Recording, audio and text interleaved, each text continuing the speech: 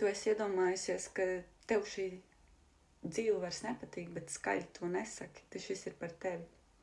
Ja tu no rīta pamosties ar sajūtu, ka tu esi atpalikusi no dzīves, šis ir par tevi. Diena vēl nav sākusies, bet galvā jau skrien visādas domas, ko pagūt, kam atbildēt, ko neaizmirst. Bērni, darbs, māja, pienākumi, ziņas telefonā. Viņi vēl sēž gultā, bet ķermenis jau ir pilnībā saspringts. Un viņi jau pasaka, savācies taču, citi taču tiek galā. Viņi savāc, protams, visu izdara. Bet, kaut kā nejūtās piepildīt. Nav dzirksts, nav prieka, nav es gribu. Viņi atkal sevi pierunā. Ko tad es? Citiem taču ir sliktāk. Un katru dienu nedaudz vairāk viņi sevi nodod.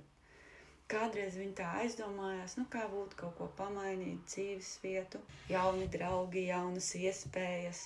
Viņi to izdara pirmos mēnešus, kamēr viss jauns, neiepazīts, tikmēr ir interesanti. Bet paiet tas, un atkal iesēdas iekšā tā klusā balss, kas nomoka prātu, ikdienu, un atkal paliek bēdīgi.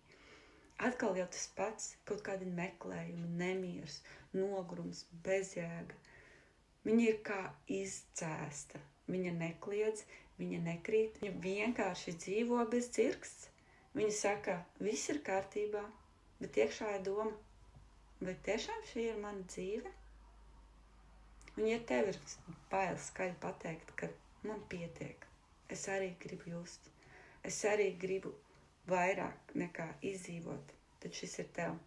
Nevis tāpēc, ka tu esi kaprīz, bet tāpēc, ka sieviete bez dzirksts sāk lēnām pazust. Un pazust, tas ir daudz bīstamāk nekā mainīt.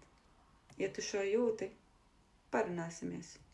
Es zinu veidu, kā atgriezt tavu dzirksti.